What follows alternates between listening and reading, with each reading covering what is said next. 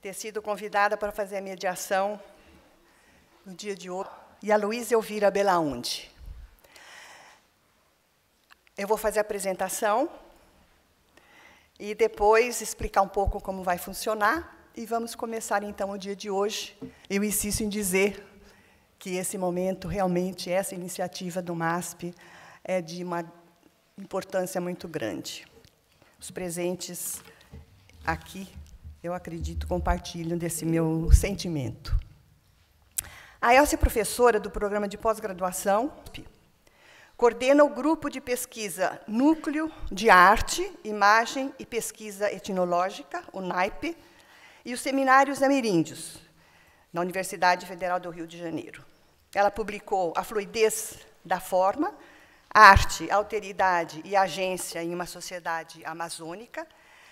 Ela terá meia hora. E as perguntas, elas poderão ser enviadas por escrito, haverá pessoas que recolherão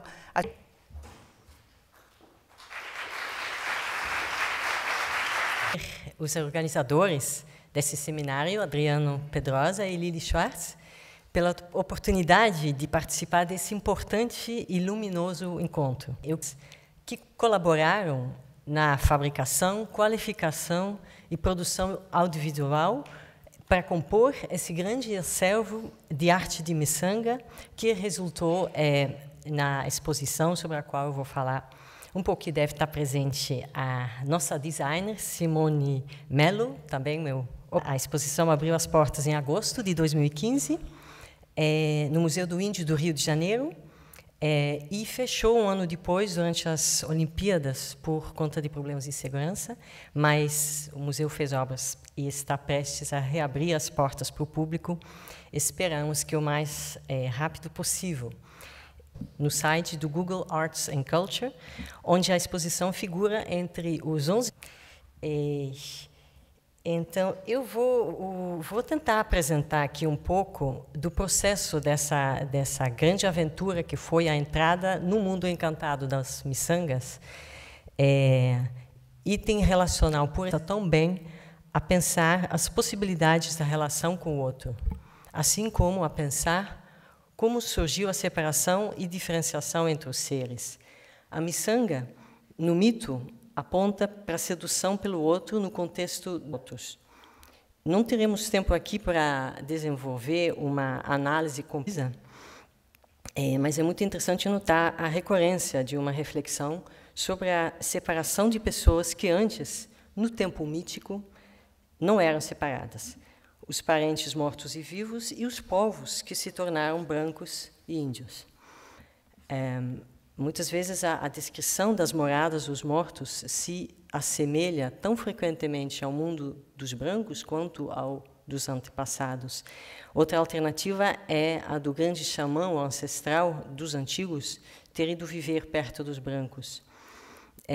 Este último motivo é o que explica para os Wayana e os Yujá o porquê hoje são os brancos que têm acesso à fonte de produção das miçangas, onde antes eram os próprios humanos, Wayana.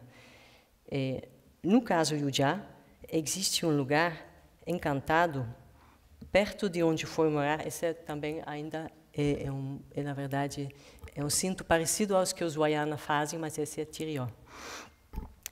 No caso de Yujá, existe um lugar encantado perto de onde foi morar Senaã, o xamã primordial. Ele foi morar perto dos brancos, onde as miçangas se reproduzem como olhinhos de peixe, mortos ao secarem os rios e colhidos pelos Yujá em abundância. A procura de miçanga sempre implicou no empreendimento de viagens perigosas para longe, dentro do centro do mato, às vezes atravessando para o outro lado de grandes rios.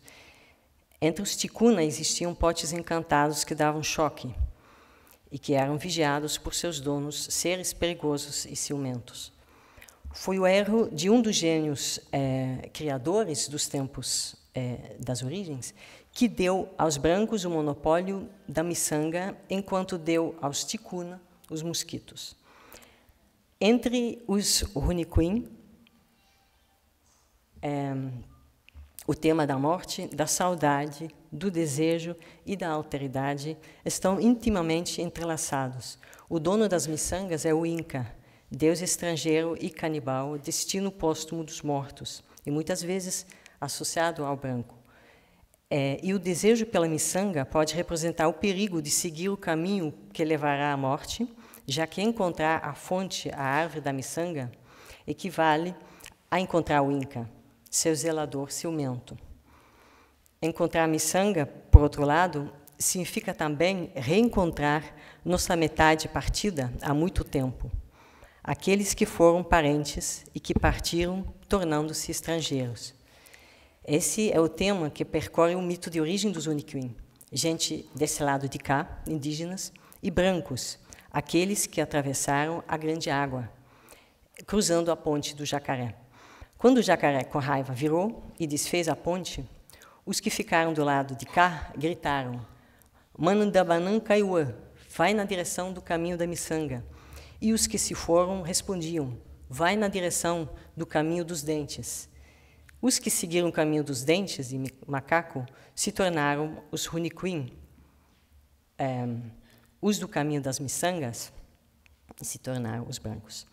É esse o paradoxo de um mito que conta o conflito de um casal.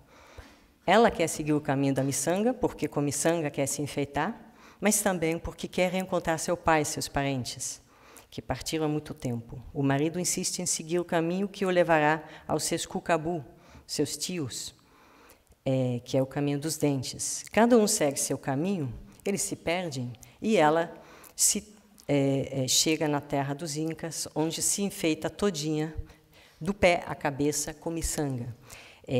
Esse é o nome dela e o canto dela. Religar, reconectar o que a vida separou, mortos e vivos, humanos e deuses, parentes e estrangeiros, homens e mulheres.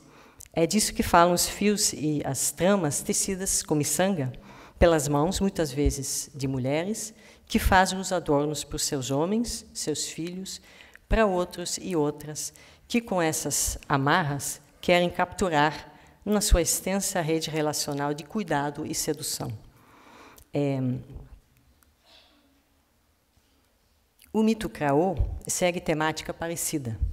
É a procura da miçanga que leva os homens a empreender longas viagens, das quais um dia não retornam, porque resolveram dormir debaixo da árvore da lagarta gigante que defecava miçangas de todas as cores. E ficaram dormindo, fizeram fogueiras e ficaram lá, deitados. E o homem branco cachorro apareceu e matou todo mundo, ou talvez comeu todo mundo. E por ali todos ficaram, do outro lado do rio. Um ano depois, as almas retornam, brancas, assustadoras. Todos fogem, menos uma viúva que quer acreditar que o marido está vivo. A filha avisa que são esqueletos, têm olhos esburracados, eles têm osso da cabeça branco. E a mãe responde: talvez os seus pais que estão vindo, talvez são os seus pais que estão vindo de roupa. Por isso são assim brancos. O marido veio em direção da esposa com um cofo cheinho de alma de olho miçanga azul. Quando ela foi pegar, não tinha nada. Não conseguiu pegar. E aí ela acreditou. Vamos, eles falaram a verdade. Entre os Piaroa e os Mamandé, Nambiquara, existe uma sutil correspondência entre as contas externas e internas de uma pessoa. E é o xamã que traz as contas da casa de cristal dos deuses para os Piaroa e dos espíritos dos mortos para os Mamandé. Os Mamandé descrevem a doença como um tornar-se outro em consequência do roubo dos colares por seres não humanos. Quando o dono do macaco prego rouba os colares de um humano e coloca os seus no lugar, trata-se de uma troca de ponto de vista. O mesmo acontece durante o ritual da ayahuasca, Nishipai dos Runikwin. Quando o Yubã, a anaconda, cobre o espírito do olho da pessoa com seus colares e desenhos, com sua pele, e a pessoa passa a ver o mundo pelos olhos da jiboia. Seguindo o mito dos Desana, foram os colares de miçanga dados por mulheres não indígenas, as mulheres Desana, que, penetrando na sua pele, ressurgiram na sua superfície na forma de bolhas vermelhas, grandes e pequenas, e essa foi a chegada da terrível epidemia de sarampo e varíola. Na exposição temos belos desenhos de lana, mas acabou que esses desenhos não entraram aqui. Aqui temos mais uns meninos craô. Para os marubo, os fios de caramujo amarram a alma e fazem o corpo como entre os nambiquara. E Nani Marubo conta na pesquisa para essa exposição e no seu texto no catálogo como seu avô e grande xamã João Tuxaua desconfiava da miçanga, que traria coceira e discórdia. A miçanga a palavra é derivada de maçanga, uma palavra de origem banto, e significa contas de vidro miúdas. De miudeza, a miçanga passou a significar bugiganga, diz o dicionário Aurélio, do ponto de vista dos portugueses, talvez, mas não do ponto de vista dos povos nativos do mundo inteiro. As contas de vidro que estão na origem da miçanga, que conhecemos hoje, têm sido fabricadas para serem trocadas com povos a serem conquistados pelos europeus viajantes, desde os romanos aos primeiros viajantes das Américas no século XV. E as contas de vidro foram inventadas no Egito e também no Oriente Próximo, simultaneamente. Então, temos aqui essa máscara mortuária de uma múmia egípcia e, na exposição, temos, junto com essa reprodução, a máscara feita por Sueli Machacali, inspirada na egípcia.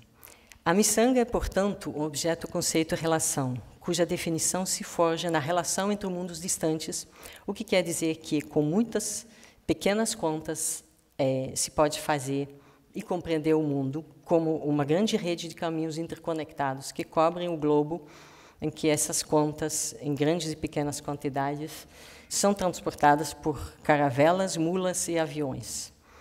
E são transportadas por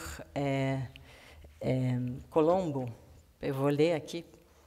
Temos uma foto de Rondon oferecendo miçanga para os Pareci. Vem na exposição o manto tupinambá, que foi datado pelos especialistas do que Brownlee fizeram uma pesquisa sobre todos os ingredientes, as contas de vidro, o fio com o qual... Foi ao visitar a exposição dos 500 anos, dedicado à arte indígena, me chamou a atenção. Tinha um setor reservado para o que os curadores chamavam de hibridismos. Ali eram expostos todos os artefatos indígenas que ostentavam alguma interferência da presença dos brancos, especialmente a miçanga. Hibridismo significa mistura, o surgimento de algo novo, e pode ser visto como algo positivo na teoria pós-moderna, de um mundo novo a surgir no novo mundo.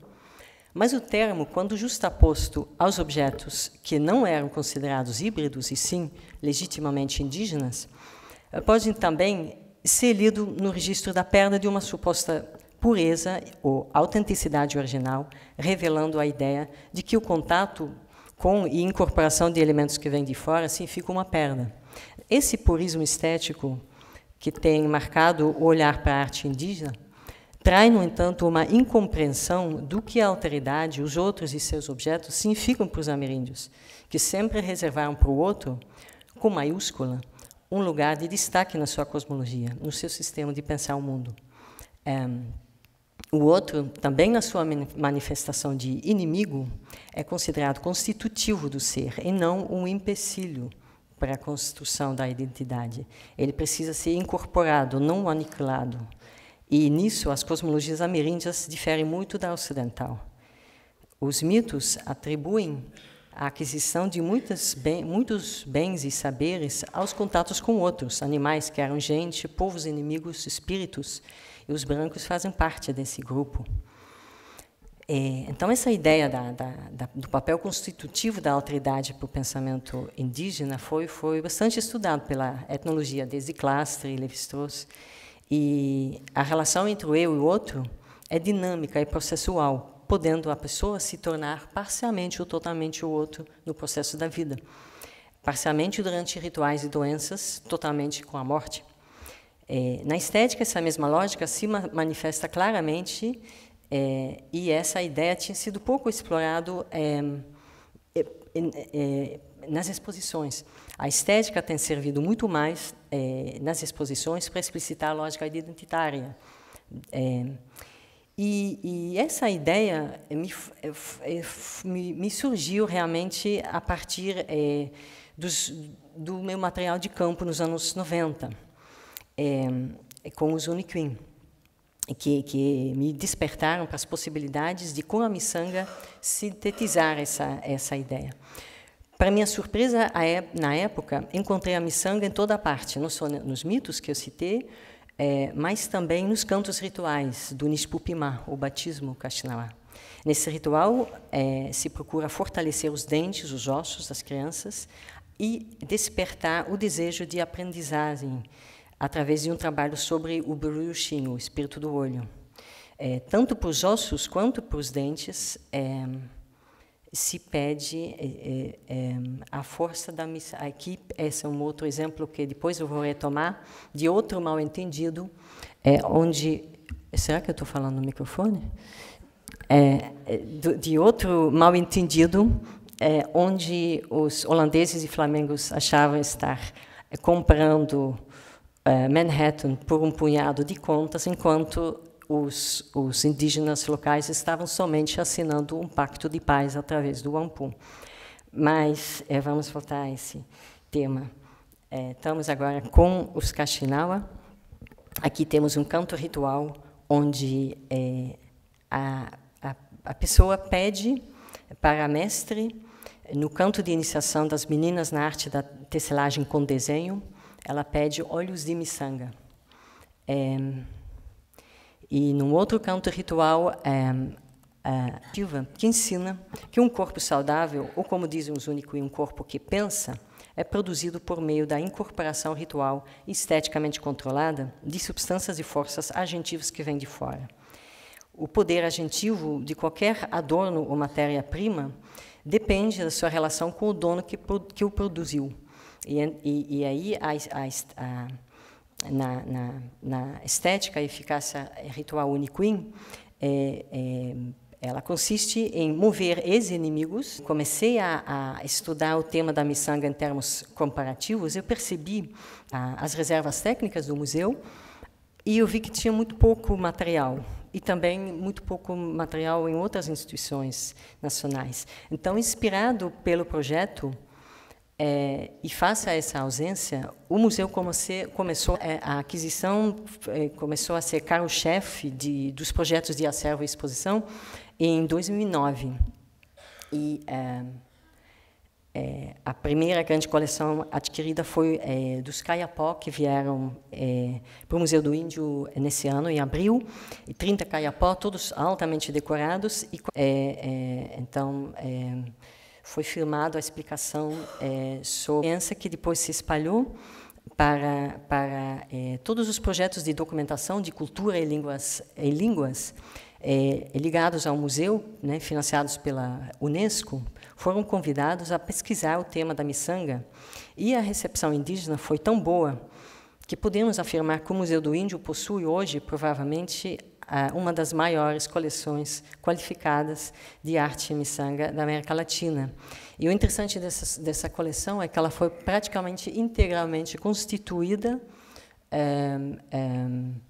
para a exposição por pesquisadores e também cineastas indígenas e não indígenas durante uns 7 anos de trabalho coletivo, um trabalho coletivo muito grande.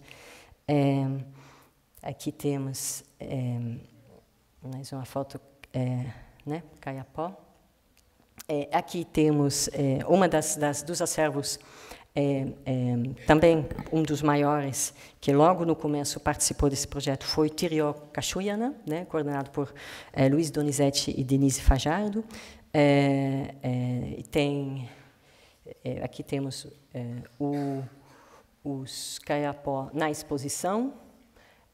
Os Iecoana, essa coleção foi coordenada por Maurício Iecoana, que fez isso também. Infelizmente, esqueci de colocar, não consegui colocar tudo, porque a exposição é muito grande. Mas o Maurício fez um trabalho em Word que se tornou uma obra de arte que até foi exposto na exposição em Medellín, com co-curadoria de Rodrigo Moura e com curadoria Rodrigo Moura e Paulo Maia. Então, é mais um resultado de que essa foi a obra de Maurício em cima da pesquisa que ele fez com os Iecoana. E essa peça também está exposta no museu. Aqui temos Craô, os Iecoana espelhados com os Yanomai e Ninã, que aprenderam as tangas com os Iecoana, Carajá, Guarani, e a parte não brasileira foi resultado de um colecionismo pessoal. Mas essa aqui temos uma pequena amostra da vitrine Cuna, que na verdade foi Diego Madi que fez. Aqui vemos um pouco a vitrine Chipibo, que foi a Luiz Elvira Belaúnde, que vai falar daqui a pouco, que fez. Huichol. Para a parte Huichol, temos aqui um filme que mostra o Huichol, um Fusca, totalmente coberto de miçanga, feito por um artista Huichol. Essa foto, na verdade... E aí temos uns modelos Marubo, que foram montados pelos próprios Marubo. Também os bonecos Iecoana foram montados pelos Iecoana. E tem uma parte, então, aqui da miçanga pelo mundo, uma pequena amostra da miçanga na arte do continente asiático. E temos aqui o famoso Nelson Mandela em traje de miçanga no fatídico julgamento em que seria preso. Aqui também a presença da miçanga na arte popular.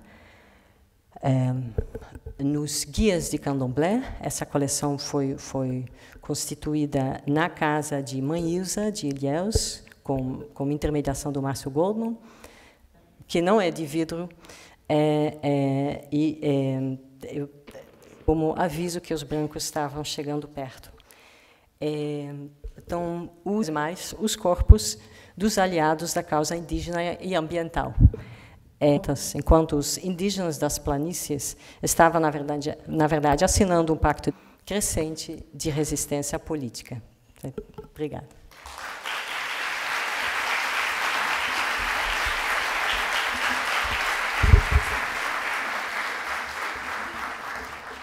E agora nós teremos Lux Borges Vidal, professora emérita do Departamento de Antropologia Social da USP.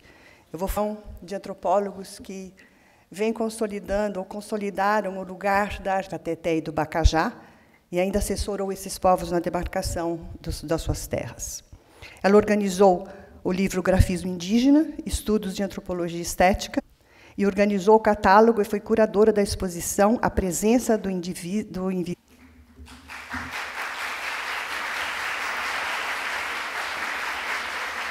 Bom dia a todos, que maravilha, tanta gente. Hoje estamos prosseguindo e espero que essa iniciativa, que é tão importante, né, que ela tenha uma coisa que às vezes falta, é continuidade. Né? Então, essas são as minhas palavras.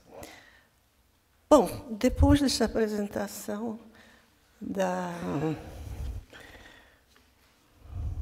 Elsie, eu estou quase que sem chão debaixo dos pés, porque foi realmente o que se chama quase que um exagero, né, de arte, né? De coisas maravilhosas. É uma coisa também que é, até certo ponto, no Brasil, bastante recente. Foi muito, muito bom. Eu vou falar sobre as manifestações gráficas entre os índios do Brasil, mas vou me ater, coisa gráfica é uma coisa universal, eu vou me ater ao Brasil. Não vou falar da Mesoamérica, nem da costa noroeste dos Estados Unidos, nem do Canadá, nem das cavernas de Lascaux, nem da Austrália, nem da Mesquita de Córdoba, onde todas essas manifestações estão muito presentes. Me atendo, então, ao Brasil, o uso de grafismos para significar, organizar e classificar conhecimentos, articular diferentes níveis de realidades, identificar pessoas, grupos, etnias, eventos, processos, transformações e, especialmente, embelezar, no sentido ético e estético, é uma manifestação muito antiga, encontrada nas pinturas rupestres, nos vestígios arqueológicos, na pintura dos corpos e dos objetos mais variados, e hoje no corpo ou nas camisetas de índios durante manifestações políticas, nos centros urbanos e nas produções materiais chamadas de artesanato indígena, vendidas em lojas de souvenirs ou expostas em museus e galerias, onde adquirem o status de arte indígena. Momento em que se inicia um diálogo mais participativo e a presença mais efetiva dos próprios índios para falar e interpretar, apresentar suas próprias produções em livros, vídeos, palestras, performances, nos encontros indígenas, nas escolas indígenas e, mais recentemente, nos museus indígenas, essas novas instituições locais, tão importantes para a valorização da memória sociedade e o reconhecimento de suas terras e as suas demarcações. O grafismo é uma manifestação específica. Na sociedade que o produz, ele atribui significados e valor quando especificamente localizado. No nosso imaginário, a arte gráfica indígena está muito associada à noção de índio como algo que o representa e identifica de maneira genérica. Agora, como a arte gráfica é, ao mesmo tempo, algo aparentemente muito simples, traços, pontos, losangos, linhas com abstrato e, em princípio, incompreensível, hermético, para quem não domina os seus múltiplos significados, ele demorou a ser estudado com a antropologia dos povos indígenas do Brasil nas últimas 30 décadas, especialmente no que diz respeito aos novos conceitos de natureza e arte conceitual e outros. De maneira abstrata e sintética, a arte gráfica condensa aspectos sociais, filosóficos e cosmológicos de uma sociedade, por sintetizar muito dos outros aspectos da cultura. Ele se manifesta em contextos antropológicos, que são basicamente os mesmos para as sociedades amazônicas, como, por exemplo, os donos dos grafismos são seres sobrenaturais, a tradição. Os grafismos tornam visíveis que varia a qualidade da relação com o sobrenatural. Nos tempos primordiais, não havia diferença entre humanos e animais, e mesmo vegetais. Era tudo gente. As manifestações gráficas se aplicam essencialmente ao corpo humano, mas também a uma grande variedade de objetos, precisando ser socializados, acabados, embelezados. Em situações rituais, os objetos podem ser vistos como pessoas, como agentes ativos. Eles podem ser uma réplica de outros seres. Neste contexto, os grafismos não apenas significam, mas também realizam, transformam, criam. Os grafismos estão intimamente ligados às transformações e processos que, seja no tumulto dos tempos primeiros ou durante os grandes rituais de iniciação, ou na vida cotidiana, quando, por exemplo, ligados a um parto ou pós-parto. Hoje, inclui-se como suporte o papel e as canetas coloridas que diversificam o repertório. E como você viu com a grande introdução das miçangas, o aumento do repertório foi uma coisa muito impactante, mostrado agora, hoje aqui. Existem hoje excelentes estudos sobre o tema, geralmente elaborado de uma maneira participativa com os índios. Não é por acaso que a arte cursiva Grafismo Wayampi foi registrada pelo IFAM em 2002, considerada Patrimônio Cultural do Brasil, e foi titulada pela Unesco como obra-prima do patrimônio oral e imaterial da humanidade em 2003. E a arte gráfica hawaiana e a Parai está seguindo o mesmo caminho de reconhecimento pelo IFAM. Há muitos... Existe o meu livro, Grafismo Indígena, que foi um pouco um início, uma coisa feita com os índios e feito com os alunos. Mas ele data historicamente, hoje ele foi já bem superado. Né? Existem trabalhos muito interessantes. Tem os da Bruna Franqueto, por exemplo, né, sobre os Caribe do Alto Xingu. É uma pesquisa participativa realizada no âmbito das escolas indígenas, bilíngue, dando voz aos índios.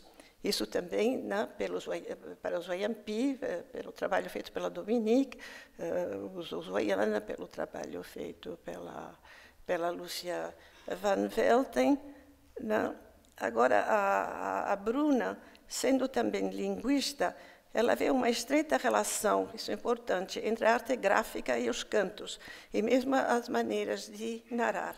O mesmo paralelismo, simetria, repetição, pausas e inúmeras metáforas que acompanham esse discurso. Quer dizer, é um padrão básico, como na arte gráfica, e as metáforas seriam os diferentes motivos que acompanham esses padrões básicos. Não? Nós temos os trabalhos de Aristóteles Barcelos Neto sobre os Wajá, de Regina Paulo Müller, os Assurini, de Else Lagru, um trabalho mais teórico e comparativo, o trabalho de Jussara Gruber entre os Ticuna, os meus sobre Xicrim e Baixo Iapoque, e tantos outros. Mas eu quero dizer que porque sempre de público não tem acesso, né, e não sabe o quanto, né, esses estudos já avançaram.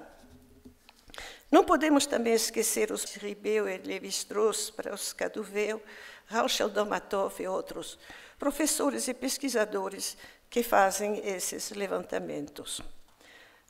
Como, por exemplo, os Gaiapó, e especialmente os Xicrim, os Caduveu antigamente, os Assurini. Alguns, como no Xingu, o usam apenas em rituais, mas aparecem intensamente, por exemplo, como vocês puderam ver ontem na apresentação. Outros, como os Kaxinawa, são mais introvertidos, mais comedidos. As coisas se passam mais no pensamento, em cantos, apenas murmurados. E o grafismo deles revela também essa peculiaridade. Quer dizer, eles iniciam com grafismo, né, para fazer uma... Como se chama? Onde você dorme? Sim, a rede. Para fazer a rede, e depois eles deixam todo um espaço branco, que, na verdade, a continuidade se dá na própria mente. E é uma coisa importante que os grafismos também, eles indicam essencialmente caminhos, né? Caminhos para articular, né? Para outros domínios, para falar outras coisas.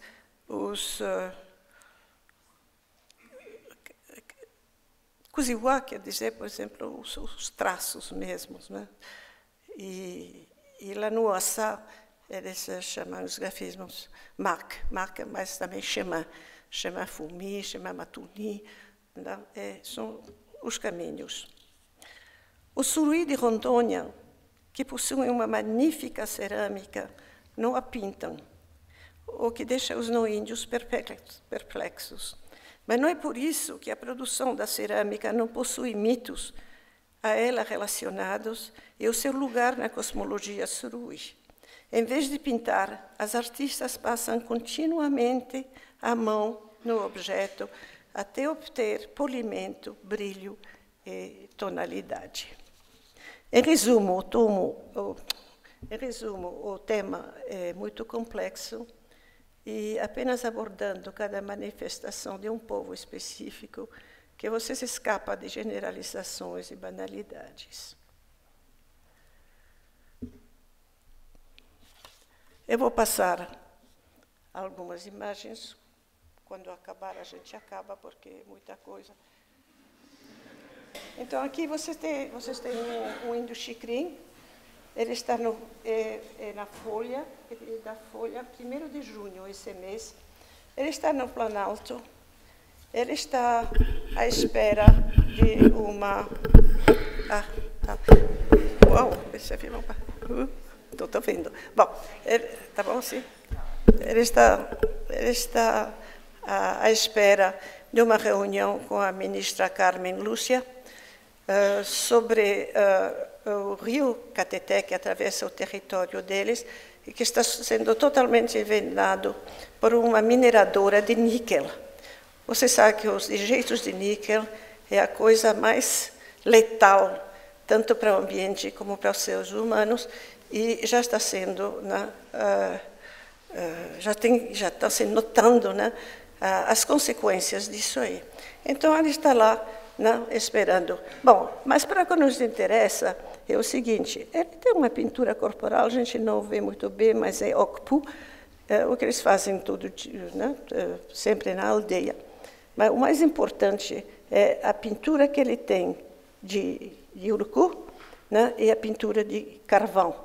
Essas duas pinturas, tradicionalmente, os homens usam para a guerra, que eles não têm mais, eles usam para a caça, e eles usam aqui também para uma atividade que precisa, né, de uma certa agressividade, de uma certa estratégia, e, ao mesmo tempo, também uma pintura que o protege.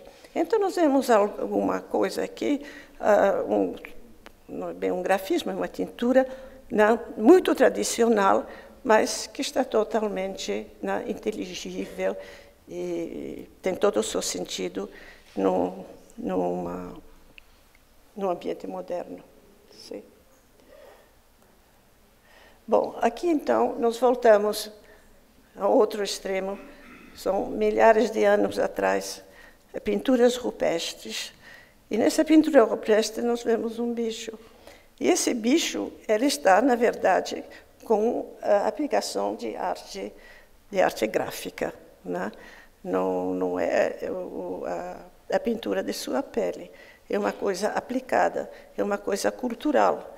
Então, isso nos indica que já naquele momento, né, a cultura e a natureza eram duas coisas que não eram separadas. Todo mundo era gente. Tem outras figuras como essas, onde você tem um homem e ele também está pintado. Então, essas coisas que, na verdade, compreensão são bastante recentes, né? Na antropologia brasileira, na verdade, nós vemos que há milhares de anos atrás isso já estava aí, né? Já estava marcado. Sim. Aqui eu quero mostrar que o grafismo é uma coisa que você pode usar das maneiras, nos suportes mais diferentes. E aqui, por exemplo, nesse gesto tão simples, tão singelo, né? Quando a mulher faz o seu biju, né? E ela faz automaticamente também um desenho. Alguns desses desenhos têm, aliás, nome. E quase todas as sociedades indígenas que fazem esse biju, elas têm também as marcas o grafismo nesse suporte. Aqui, então, é o Chicrin, com os quais eu trabalhei durante muitos anos. É uma mulher caiapó pintando a sua criança. E pintando a sua criança, que a mulher aprende a pintar e a se tornar pintora. É por isso que os grafismos mais numerosos são aplicados nas crianças. Né? Para as mulheres já tem menos motivos, e para os homens, muitas vezes, apenas um, havendo aí uma diferenciação. Há 2 anos atrás, houve no Museu do Índio ceramistas, um pouco do país todo, que vieram para pintar, né, moldar e pintar os seus potes, e foi muito interessante, porque as açurininhas, carajá, as caduveu, né, pintaram a sua cerâmica. As suruí só ficaram o tempo todo passando a mão, passando a mão, passando a mão. Quer dizer, estava tudo no gesto. As caiapó não foram convidadas, porque os caiapó não fazem cerâmica. Mas podiam ter convidado, né, uma mulher e trazendo o seu bebê, e pintado o bebê, teria sido, né, absolutamente possível, porque é isso que o bebê aqui é como quase que um objeto, como cerâmica, né, sobre a qual você pinta. Sim? Bom, aqui você vê, estou mais interessada, né, no comportamento, na atitude. Né? Essas são fotos de 40 anos atrás. Né? Hoje tudo miçanga. Então, você vê como é bonito, né, esse conjunto, essa performance das mulheres, essa sociabilidade, como elas repartem o trabalho, elas repartem o corpo, né, a concentração, fazer uma coisa bela, bonita. Eles têm nomes, né, para a apreciação estética. Mei é bonito, né, Cumbren é também verdadeiro, né? Caigó foi meio fajuto, Punuri é ruim. Né? Então, elas se reuniam naquela época, cada 8 dias, né, para se pintarem. Sim? Aqui você vê as mulheres reunidas durante o dia, quase que o dia todo. Né? Aí a aldeia para, elas se pintam umas às outras, e os homens ficam afastados, não se cozinha, apenas se pinta. Naquela época, esse povo era menos de 100, estava se recuperando. Então, eles se pintavam a todo momento. Né? Aconteceu a mesma coisa com os Assurini na época do contato. Então, a gente vê a importância da pintura para se reconstituir, para sobreviver. Né? Aqui, naquela época também, você vê as mulheres todas pintadas, de manhã todas juntas, elas iam ao rio, tomar banho e fazer o desjejum, que era mandioca fervida, que eles deixavam a noite toda no rio, e elas comiam essa mandioca, então, de manhã. Aí também todas juntas. E pintadas. Hoje esse rio você não pode tomar banho, ele está completamente poluído, envenenado.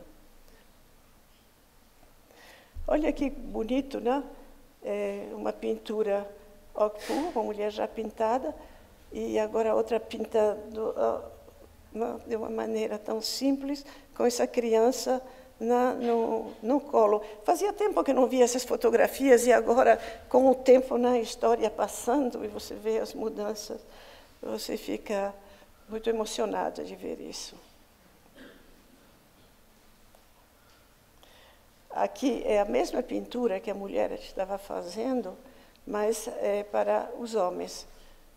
Então, a pintura é um pouco diferente, ela é assimétrica, e que mostra bem a diferença entre crianças, mulheres e homens.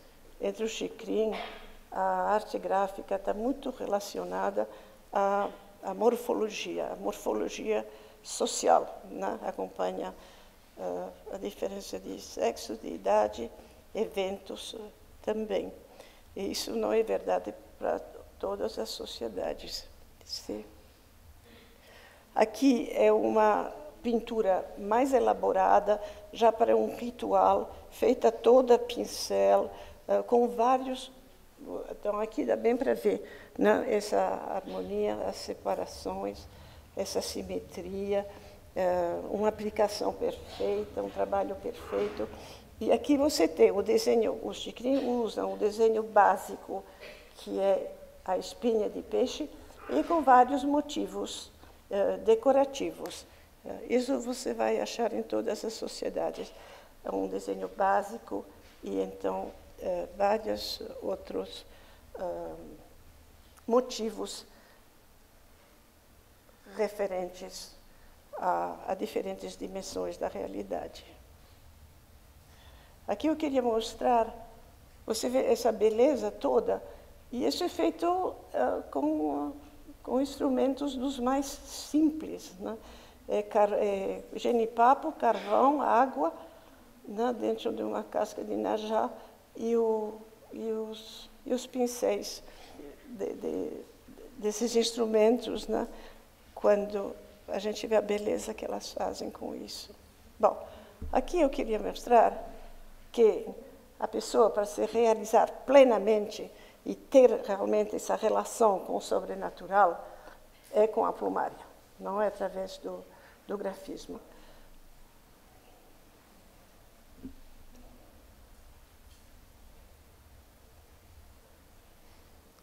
Aqui, isso quando foi bem no início da minha pesquisa, pela primeira vez, da diversidade, um pouco sempre a mesma coisa, né? Não tem muita criatividade. Ela fez 4, na verdade, como se fossem 4 corpos, e o motivo decorativo, fazer uma coisa bem feita, é difícil no papel, né? É muito difícil. Então, eu vou passar só rapidamente fazer um contraste. Bom, não dá para explicar. Bom, rapidamente, eu vou pegar aqui os... como se chama? Os Wayampi. Os Wayampi, né? Também. Os desenhos vêm, né? Podem, para eles, não está relacionado à morfologia social, né? Está relacionado a um diálogo, né? Com o sobrenatural, com a alteridade, com os inimigos. Tudo isso é trazido pelos xamãs, mas com esses padrões básicos, eles inventam, eles podem fazer o que eles quiserem, né? Fazer o que eles querem. E nunca um desenho, né, se exposição Wayampi, onde estudantes de desenho e grafismo, de decoração e grafismo, estão fazendo uma exposição Wayampi. E aqui eles estão reproduzindo um painel. Esse painel ele é extremamente bonito, né? É muito bem comportado, mas muito bonito. Uma coisa que esse pessoal lá, eu acho, captou esse grafismo no espaço, né? Isso também é uma coisa bem interessante. Mas, enfim, uma coisa bem comportada. Isso é o que imagina que coisa absolutamente linda, parece um Basquiat, né? Pode mandar diretamente para Documenta de Cassel, né? Não, estaria muito bem lá. Agora, então, eles também, os índios podem ser extremamente criativos, como assim, chamada nossa sociedade. Bem que, na verdade, aqui tem padrões, né? Tem alguns padrões básicos, e eles sabem que eles não são donos desses desenhos, né? Quem são donos são os sobrenaturais, né? Então, é isso. Mas isso aqui essas composições no papel imenso em desconstruir e reconstruir. Deixar para uma outra ocasião. E é isso aí, gente.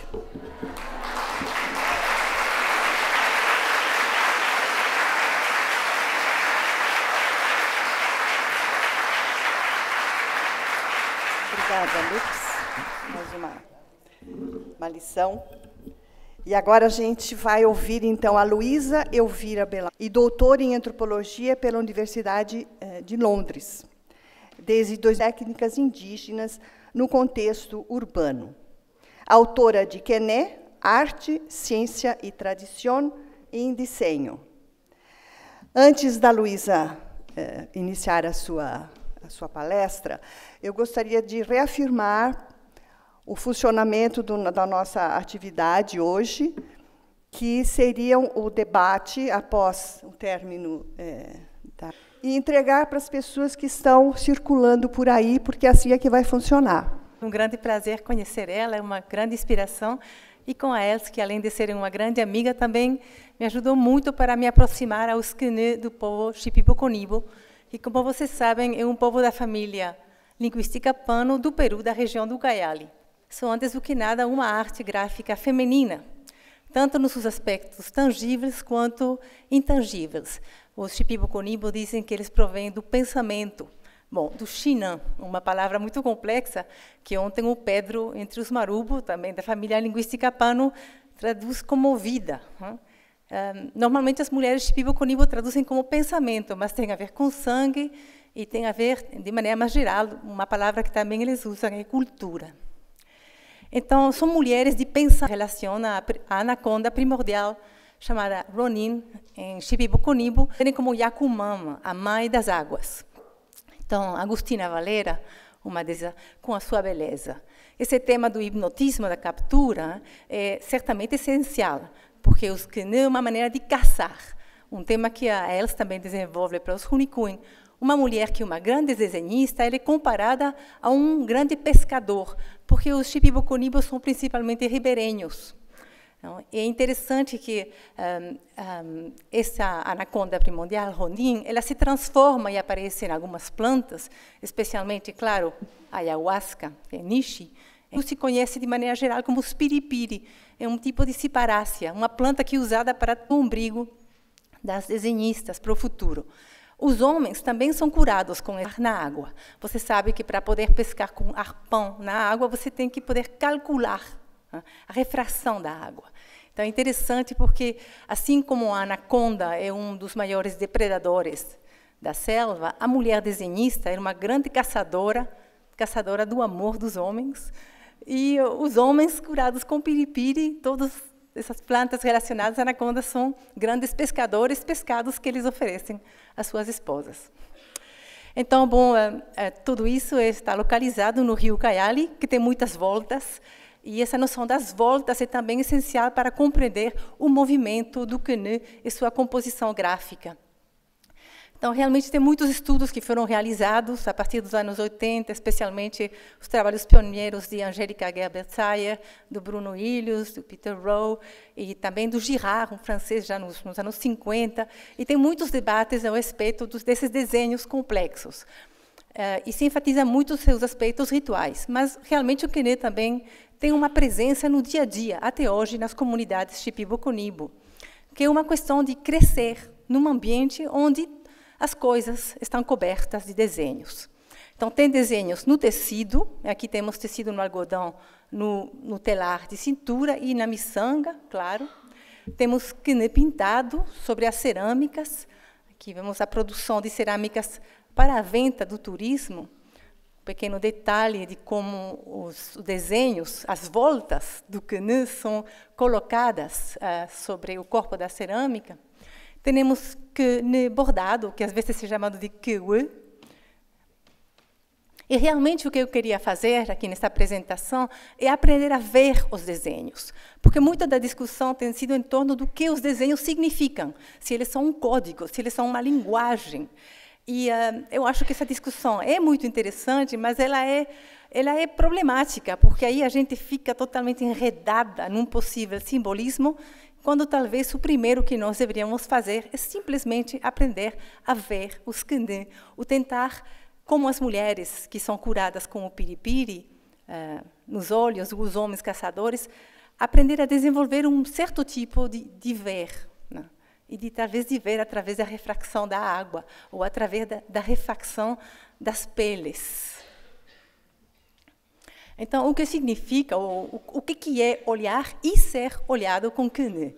Então, esse tema é um tema que já, desde os anos 90, interessou muito os museógrafos, os expositores de arte. Talvez a primeira exposição internacional foi organizada por Dominique Temple em 1992, na Bélgica. A Bélgica tem muito a ver com o Kene, parece, porque está uma presença de pessoas dessa área estudando. Então, aqui vemos uma obra maestra da desenhista Inka Mea, que foi levada nessa primeira exposição na Bélgica. E como vemos, essa cerâmica plenamente coberta de Kene, ela apresenta uma grande simetria, mas se você vê os detalhes, você vê que é uma composição de simetria e assimetria, um ponto que a Elsa também enfatiza para os Hunikun, quando ela fala dessa noção do punctum. Né? Você vê bem, as coisas não são perfeitamente simétricas, e é justamente por isso que o Kene tem a capacidade de sugar o olhar, de capturar você, um pouco como uma anaconda captura suas presas, tá? Chamando elas. É interessante, porque se você vê este rosto, parece que ela tivesse sido engolida por uma anaconda. Ela é como uma luva de anaconda, ela virou anaconda inteiramente. Então, quem é coberto de Kene é capturado pela anaconda, literalmente na sua pele, e captura os outros, através da força do Kene que cobre a superfície, a pele. Nestas redes de captura, relações indígenas e não indígenas, porque hoje em dia, como o Bruno Ilius já manifestou há mais de 20 anos, num artigo, o fato que essa arte possa ser vendida como artesanato, ou que ela seja arte de aeroporto, um artigo, não quer dizer que ele é menos, nem quer dizer que ele está sendo corrupta ou que ele está sendo rebaixada. Bem no contrário. Não? O caso do muito, muito antigo, especialmente porque os chipibos são ribeirinhos, tanto comércios, trocas com povos indígenas, tiveram uma importância muito grande, porque o uso de miçanga na fabricação do Kene, eu acho que também transformou, até certo ponto, as técnicas. Linha de pensamento do Alfred Gell não é tanto o que significa o Kene, se ele é uma escritura, mas o que o Kene faz, o que o Kene faz no mundo, tanto para os mundos indígenas nas áreas rurais, como para os novos mundos indígenas nas cidades, porque grande parte dos Shipibo-Conibo, hoje em dia, eles moram tanto em Pucallpa, que é a cidade principal no Rio Ucayali, quanto em Lima e em outras cidades. Primeiro, someter vocês um pouco ao hipnotismo do Kene. Essa é uma peça bordada por Erlinda Agustin, que é uma mulher proveniente da comunidade de patrões, desenhados pelas mulheres nas suas saias, chitonte, na medida em que elas iam cantando e pintando. Digo que isso é uma grande controvérsia, não vou entrar aqui, porque muitas pessoas dizem que não, que os cantos só se relacionam aos desenhos na sua manifestação imaterial, intangível, no momento das sessões de ayahuasca.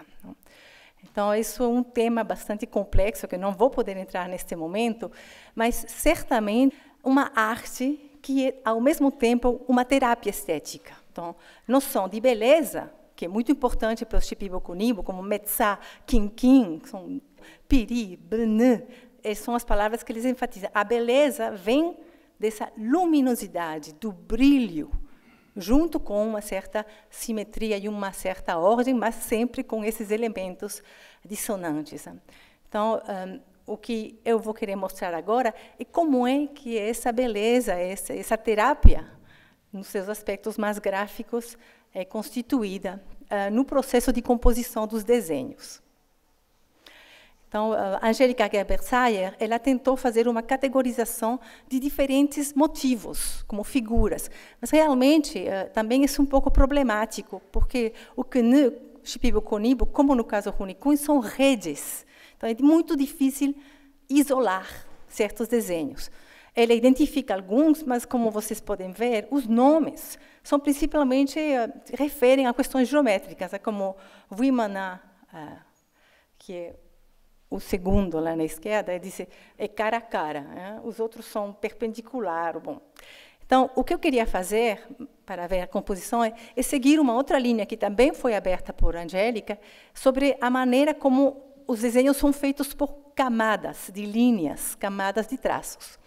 Então, vamos tomar aqui o caso de uma tela que está sendo, um tecido que está sendo bordado. A primeira coisa que é feita é a moldura, é chamada chate. E depois, o desenho sobre esta tela preta, que, na verdade, ele é preta porque ela foi tingida utilizando tinges naturais. O desenho todo vai ser desenhado com, como se chama, com tiça ou com vela, como um fantasma. E depois começa o processo de bordado. A primeira coisa que é bordada é o traço, ou a linha mais grossa. Neste caso, está bordada a primeira metade em uma linha rosa. Aqui temos outro exemplo. Então, na metade da direita, vocês veem a moldura, já está toda bordada. Depois vemos a linha mais grossa, bordada em rosa. Ela tem, agora, dos dois lados, uma linha mais fina, em celeste. Ela vem dos dois lados. Assim. Então, você tem a rosa no meio, e como se fosse um rio, na margem esquerda e direita, tem duas linhas celestes. Você vê isso na parte direita. Na parte esquerda, que já está mais terminada, você tem a terceira etapa, em que uma linha mais fina, neste caso verde, é utilizada para fazer um monte de voltas no interior. Então, é característico. Os desenhos Shipibo-Konibo são feitos a partir desses três momentos. Uma linha grossa no meio, duas linhas finas, como as margens do rio, que são chamadas assim, seguindo, e encher o interior. Agora, rapidamente, vou tentar conduzir vocês a tentar ver as camadas dentro destas molduras, que característicos são molduras dentro de molduras. Chates dentro de chates. Vamos nos concentrar num zoom na moldura do centro. Então, olhem bem. Então, tudo isso começa com um tecido branco que é comprado no mercado, e aí ele é tingido com casca de morno, ele fica marrom, e depois, com barro preto, são desenhadas molduras internas. Isso foi feito com barro. Vamos nos concentrar no meio. Aqui temos um processo, primeiro, de tingido por camadas e depois de bordado por camadas. Então, se nos concentramos, vamos nos concentrar naquela do meio. Olhem bem. Então, primeiro, o que temos é que o tecido foi pintado em marrom, com morno, casca de morno. Depois, com barro, foram desenhadas essas cruzes. Quando já estava seco, em cima das cruzes, a linha mais grossa, em amarelo, foi bordada. Do lado das linhas amarelas, foram bordadas umas linhas rosas. E tudo isso foi colocado sobre um fundo em preto, onde tinha umas linhazinhas brancas.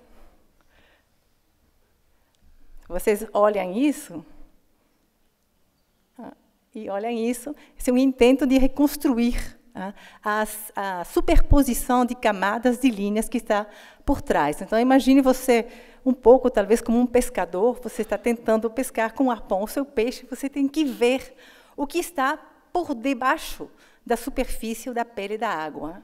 A pele da água ela é profunda, e um pouco, eu acho que é o que acontece com os desenhos. E o que estaria por fundo seria um céu estrelado, com essas constelações em cruz.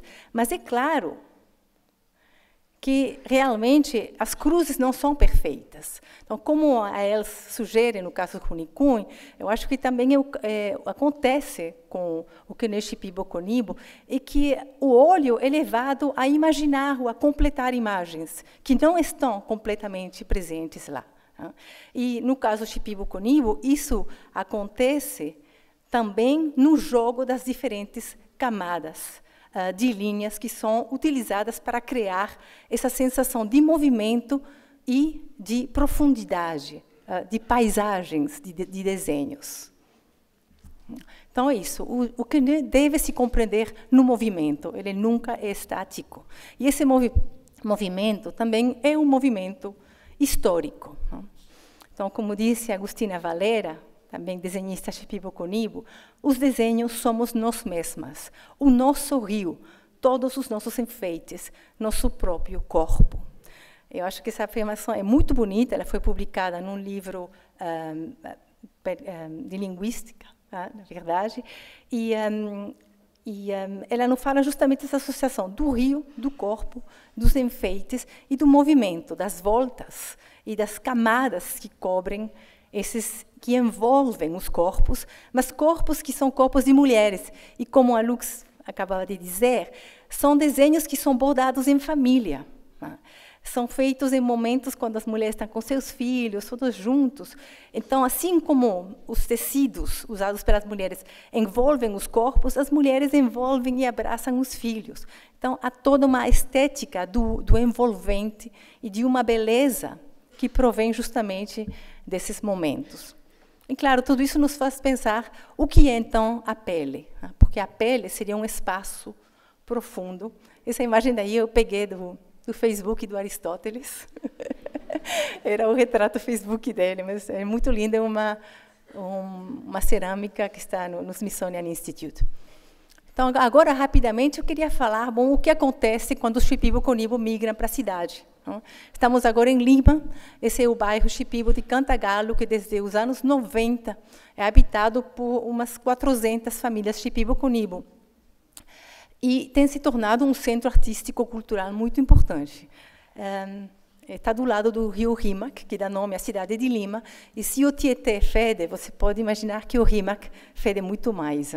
Então, passamos das curvas do Ucayali para o fedor do rio Rímac. Mas nesse fedor e nesse trânsito entre o Ucayali e o Rímac, muitas novas artistas apareceram. E são artistas que agora estão produzindo imagens sobre tela, estendidas, e estão mostrando em figuração, o que o Queneux não mostra em figuração. Então, claro que o Queneux está intimamente associado à figuração, tanto na maneira em que sugere figuras, quanto no fato que o Queneux está sempre envolvendo a figura de um corpo. Então, temos a obra de Lastenia Canaio, que, como o Pedro Cesarino sugeriu ontem, e também algumas coisas que o Aristóteles falou, ela mostra os duplos, que não são representações, mas são representantes, os duplos das plantas utilizadas pelas mulheres e nos homens nas sessões de xamanismo. Então, muito lindas, muito... E, no caso dela, ela só utiliza alguns detalhes de Queneux para a ornamentação das vestimentas das plantas. Mas há outras formas de arte figurativo, que são transformações do Queneux, que utilizam o Queneux para mostrar como as figuras estendidas, bidimensionais, podem ser preenchidas por desenhos. Então, temos o caso de Helena Valera. Aqui vemos uma obra recente, já tem umas 2 anos, sobre borboletas, que são os espíritos protetores das pessoas, que carregam nos olhos das asas desenhos Shipibo de proteção. Essa noção de curar, de proteger, é sempre muito importante. Helena Valera, tanto quanto Lastenia, quando elas chegaram em Lima, no final dos anos 80, elas foram congregadas pela Universidade de São Marcos, pelo Dr. Pablo Macera, para participar nas oficinas de arte popular. E foi lá que elas começaram a pintar, como dizia o Pablo Macera, a pintar a história dos povos indígenas e suas cosmologias. Então, outra pessoa que também foi congregada e participa dessa geração foi o Roldán Pinedo, que era casado com Helena. Aqui vemos uma outra técnica de pintura figurativa. O que eu quero dizer é que o Queneux, sendo um grafismo não figurativo, tem a capacidade de gerar uma riqueza figurativa incrível. Nos últimos 10 anos, cada pintor shipibo tem um estilo diferente, uma maneira diferente de criar figuras e de combinar figuras com grafismos totalmente nova. Então, no caso do Rodin, o que nós vemos não há aparentemente nenhum desenho cunê, mas se você vê todo o detalhe, a força da pintura dele está nas linhas das nervaduras das folhas, que é também uma coisa característica, já que, assim como as plantas são utilizadas para curar os olhos, há algumas plantas que têm folhas com certos desenhos que são particularmente importantes. Tem um pouco como que a pintura do Rodin, ela explicita a relação entre os desenhos das mulheres com desenhos que estão na natureza. Aqui vemos uma outra obra de Rodin, um grande peixe, lindíssimo, em que, mais uma vez, todos os detalhes dos desenhos da pele do peixe são ainda mais importantes do que a figura do contorno. E aqui uma outra pintura do xamã totalmente envolto na anaconda Ronin primordial durante uma sessão da ayahuasca. Como vemos também, neste caso, o grafismo é combinado com pontos e outros tipos de maneira de preencher a superfície da pele da tela. Aqui o pintor Robert Rengifo, que mais uma vez consegue uma outra técnica, se poderia dizer, para comunicar essa noção de uma pele preenchida de múltiplas camadas de profundidade, aqueles seres que voam, são uma expressão do movimento do xamã. E aqui o pintor Loer Louis também utiliza uma outra técnica, mas que também está trabalhando nessa ideia de uma profundidade da superfície, na experiência com as plantas. E aqui a pintura do Filder Penha, que já tem um outro estilo. Então, muitos, não só os Shipibo-Kunibo têm sido extremadamente criativos, mas eles estão dialogando constantemente com pintores que não são Shipibo-Kunibo, mas que estão muito juntos a eles. O mais importante, evidentemente, é Pablo Amaringo, o pintor muito conhecido no mundo do New Age, que habitava em Pucallpa, que junto com o nosso colega antropólogo Luiz Luna criou a escola Uscoaia de pintura nos anos 90. Então, é muito difícil dizer se os Shipibo se inspiraram em ele ou ele no Shipibo.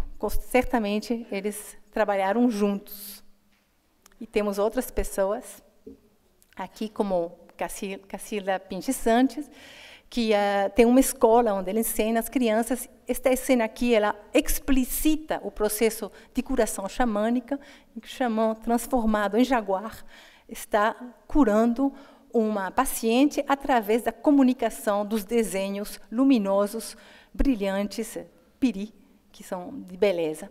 Que é a pintura do pintor que tem o Christian Bendayan, que já vai mostrar os aspectos da sexualidade envolvidos na experiência xamânica e no conhecimento.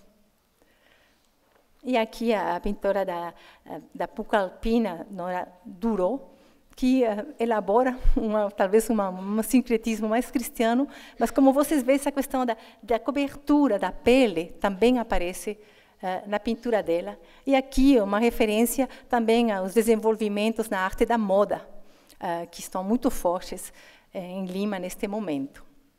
Então, as mulheres de Cantagallo, elas começaram a incursionar na arte do mural. E aqui vemos 3 mulheres muito importantes de Cantagallo pintando um mural no bairro de Barranco. Esse mural se chamava de Carachama. A carachama é esse peixe, que também é muito inspirador dos desenhos, por causa justamente da pele que cobre ele.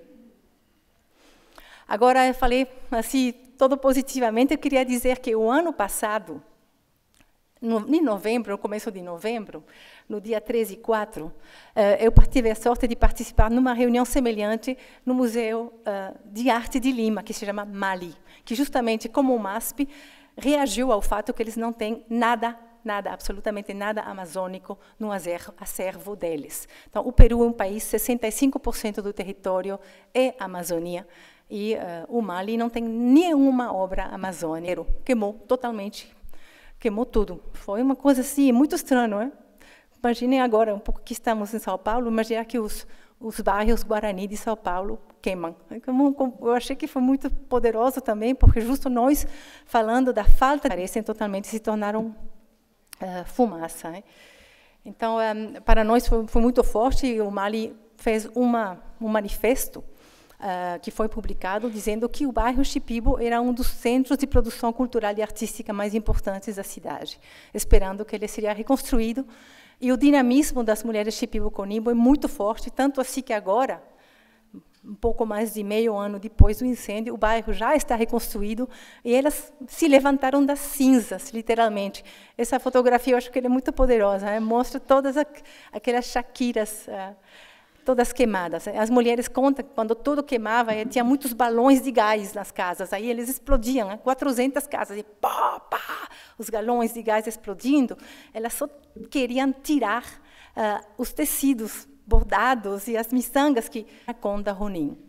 Ela se transforma nessa planta. E hoje em dia, outra vez, elas estão enchendo de camadas de desenhos, nem só o bairro de Cantagalho, mas Lima.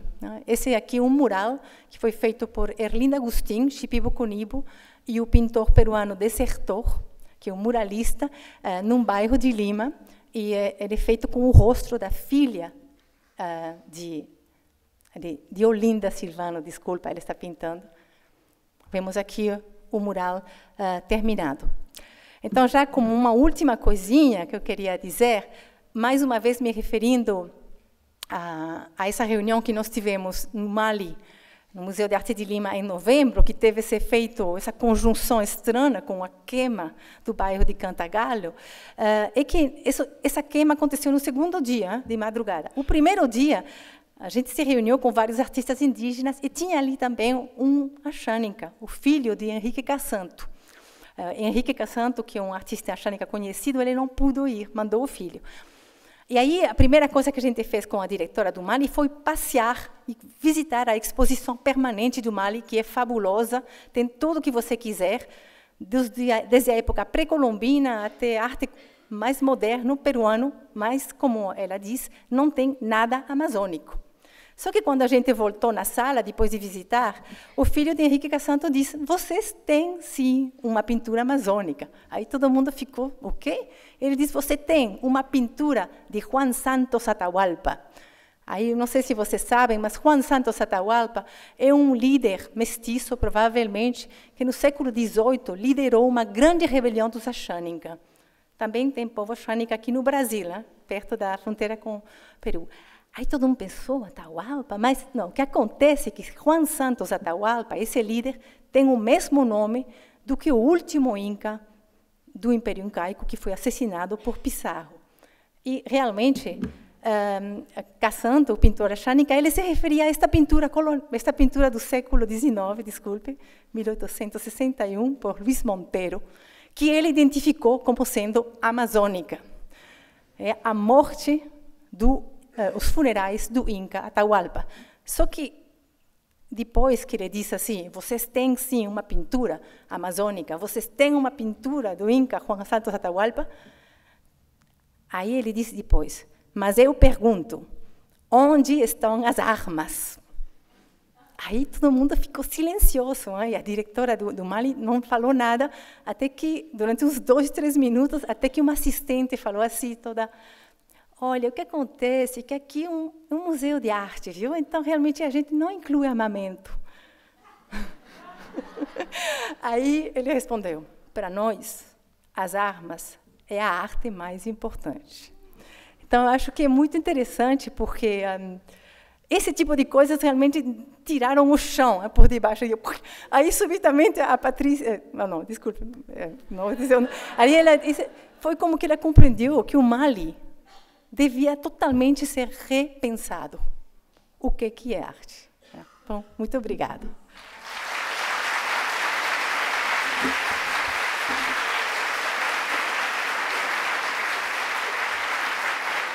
Obviamente, a gente não vai poder colocar todas as questões, elas serão encaminhadas, e nós vamos, então, tentar selecionar, juntar, e vamos começar justamente por aquelas questões que são dirigidas as três.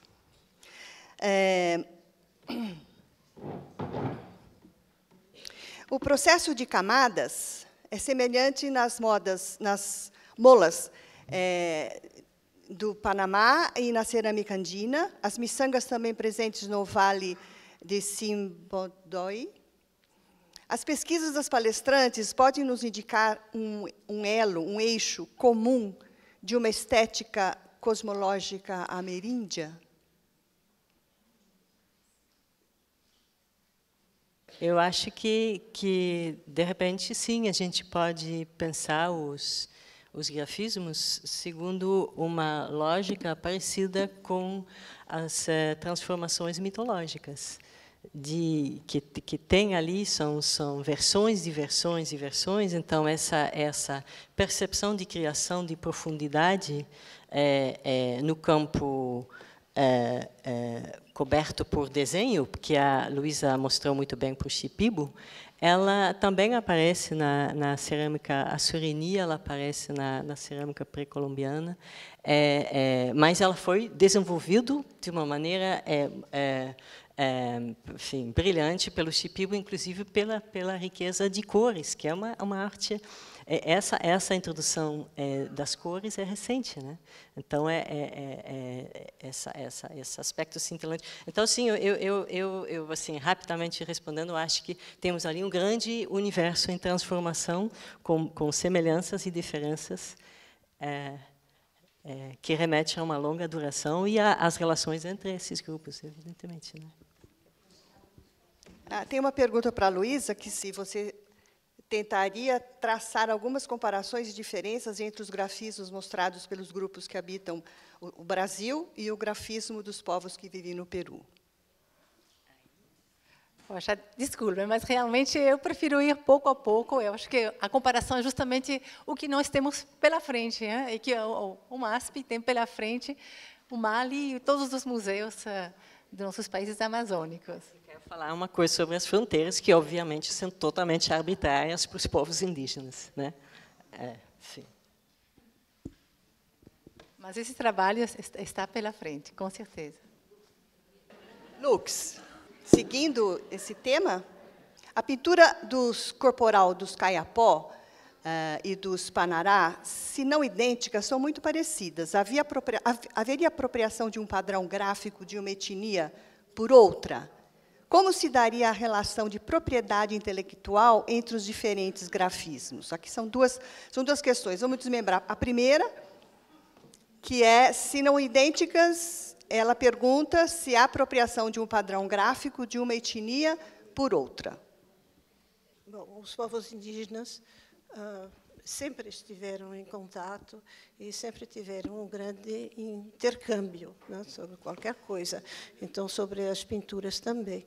Mas é justamente no que ia mostrar aqui, era como a gente vê certas diferenças dentro dos próprios grupos. Vamos pegar os Kayapó, chamados Mebenhocré, e há diferentes grupos que moram no Tocantins, né, entre Araguaia e Tocantins, que são os Xikrin, e depois no Xingu, no médio Xingu, e também no baixo Xingu, onde tem Xikrin. Esses três grupos, que se separaram já há bastante tempo, elas mostram diferenças na sua pintura. Eu podia, por exemplo, reconhecer muito bem. Isso é Xikrin do Cateté, esse é Xikrin do Bacajá, isso é Goroti e Mecranhoti. Então, essas diferenças é muito interessante, elas já se manifestam. O que é interessante é que o desenho básico para o Xikrin é a espinha de peixe, e depois vêm os outros motivos que são apenas que são limitados, né, e que servem de motivo. Para os Mecranhoti, que são do Xingu, o desenho base, que já existe também nos outros grupos, é o casco do jabuti. E, por exemplo, esse casco de jabuti, ele é preenchido pelo motivo, então, uma coisa que vira motivo, que é a espinha de peixe. Entre os Mebenhocré e Kayapó, do Baixo Iapoque, que são os do Bacajá, você tem o desenho base, que é a casca de jabuti, mas eles preenchem tudo, à moda xicrim, como os do Cateté, que é a espinha de peixe. E assim, é tudo diferente, mas é tudo igual também, né? Bom, os índios, hoje em dia, eles têm a propriedade dos seus desenhos. Se você quer, né, reproduzir esses desenhos, você tem que pedir a anuência deles. Os índios gostam muito de trocar e não se importariam em dar. O grave é quando isso é comercializado, né? E isso, evidentemente, os prejudica. Né? Mas, Então, para todas, relacionada a essa questão, quais as vantagens e quais os riscos de patrimonialização de grafismos indígenas? Isso protege contra apropriações comerciais indevidas por parte de não indígenas? Sobre a patrimonialização. Olha, não protege, não. Porque uma coisa é a patrimonialização, realmente, e outra coisa é a inscrição, o que no Peru se chama Indecopi, não sei como se chama aqui, que é uma questão, seja para a pessoa física ou para a pessoa jurídica, não sei muito bem no Brasil. Mas é um reconhecimento que, de alguma maneira, se dá uma proteção, no sentido em que a pessoa não pode pretender que é uma coisa que não tinha algum tipo de reconhecimento pelo país. Então, eu acho que é muito importante nesse sentido. Agora, tem os riscos, mas os riscos vêm muito dos processos da patrimonialização de cada país. Eu sei que aqui no Brasil há todo um sistema de fazer repertórios, hein? Como se diz, repertoriar. E isso aqui no Brasil, no caso do CNE, eles vão poder falar, e as pessoas que estão envolvidas, pode se tornar muito dificultoso, porque você está querendo cortar em pedacinhos, botar no ficheiro, um por um. Olha, eu escrevi o expediente de patrimonialização do CNE, e realmente, graças a Deus, o Peru não tem esse tipo de coisas, simplesmente, realmente pensando que o CNE é uma arte em movimento, é a arte do movimento, é a arte das voltas. Então, você não pode botar um repertório, não tem ficheiro possível, você não pode botar pedacinhos. Eu tentei integrar justamente uma aproximação, uma maneira de conceber a relação com as plantas, com a visualidade, que é sempre uma relação com o outro, com o movimento e com a mudança. Eu espero que, nesse sentido, a patrimonialização foi positiva, eu acho que sim.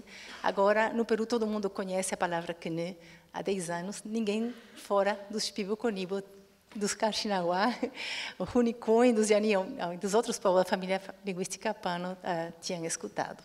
É porque CNE é uma palavra para desenho que aparece em muitas línguas Pano, né? Em Shipibo, Runicuim, também Marubo. Elce, para você. Como pensar nessa ideia de aliança, está entre aspas essa palavra aliança, mais contemporânea, quando adeptos, também entre aspas, da causa indígena usam miçangas? E as modas contemporâneas que usam miçangas? Então, quando eu estava pensando sobre esse caminho da miçanga, eu lembrei da abertura do texto da Manuela Carneiro da Cunha sobre os cantes de ida e volta, né? Cantos que vieram da Europa e que se transformaram nas Américas e voltaram para a Europa. Então, a miçanga é um item de relação. Então, o fato num primeiro momento, o acesso à miçanga era muito difícil. Então, os adornos mais preciosos eram feitos de miçanga e guardados para si, mas agora que o fluxo de miçanga se tornou muito maior, também a miçanga recentemente entrou, né, no mercado para ser vendido enquanto adorno feito por mãos indígenas. Então, eu acho lindo esse discreto sinal de você estar andando pelas grandes cidades e, de repente, você vê, pô, você também está usando a pulseira, que é realmente um tornar visível de uma grande rede de aliança que está se construindo em defesa do meio ambiente e dos povos indígenas. Eu acho que quem usa uma pulseira dessa está dizendo algo. Então, para vocês três, é correto chamar os grafismos de arte indígena, uma vez que, para eles, essas pinturas e desenhos têm funções que transcendem a estética? Chamá-los de arte não seria reafirmar a visão do estrangeiro? A gente pode ou criticar o uso de um conceito por ele apontar para um universo muito específico, né? Então que foi a crítica bourdieuiana que foi feito, né? de que só pode ser arte se é possível distinguir daquilo que não é arte, né? Pela lógica da distinção. Agora, se a gente percebe, que a gente percebe muito bem, que a arte ela migrou para uma manifesta arte corporal, então é que nem com a palavra estética. A palavra estética ela saiu do universo restrito. Então eu acho que não há a menor dúvida de que nós estamos lidando tanto com as novas artes indígenas quanto com as artes corporais, com artes poderosas, né? Eu só complementaria que é justamente essa discussão, né, sobre esse deslocamento, né, e essa superação de um entendimento sobre arte, que no campo da estética, no campo da arte, se discute essa questão, e isso, então, vai contaminar também, e contaminou os estudos sobre manifestações visuais, estéticas, sensíveis, o que se chame expressivas nas culturas indígenas. Então, é um assunto em discussão, né, que não se, a partir até dos estudos de arte indígena, nós temos ganhos para a discussão mais ampla na área da filosofia, da estética e etc. Há uma contribuição, inclusive, dos estudos em arte indígena para esses outros campos. Num contexto onde padrões gráficos possuem donos extra-humanos. Vou tentar também interpretar a pergunta, porque eu acho que ela está dizendo o seguinte. Esses padrões gráficos, eles possuem donos extra-humanos. Em alguns casos, né? Não foi nem na fala da Lux. Como fica, então, eu acho que a relação entre o artista indígena e os extra-humanos, que são os donos desses padrões? Os donos são os sobrenaturais. Entre o Xicrim, por exemplo, diz o mito, né, que um pajé se jogou no fogo para se transformar, né, e se jogou dentro do rio, fica lá durante uns anos, e quando ele voltou, ele trouxe todas as coisas, os nomes, essencialmente, os ornamentos e também a pintura corporal. Né? E a pintura corporal, entre os Xicrim, está muito relacionada. Tudo vai ser repartido, né? Porque a pintura corporal é uma propriedade de todos, diferentemente dos nomes e dos ornamentos que pertencem a cada casa e que, durante os grandes rituais, não são transmitidos. A relação, depois, com o sobrenatural, ela é mais ou menos estampada. Fica lá nos tempos primevos, né? Para, por exemplo, os povos do Waçá, já é muito diferente, porque para eles nós temos esse mundo. E nós temos também um tempo mítico, né? Os tempos primevos, onde se deram as grandes transformações. Mas, na verdade, há também um mundo, que é um mundo paralelo, que é o mundo dos invisíveis. É um mundo paralelo. Então, aí, realmente, a função do xamã é muito grande, porque ele que vai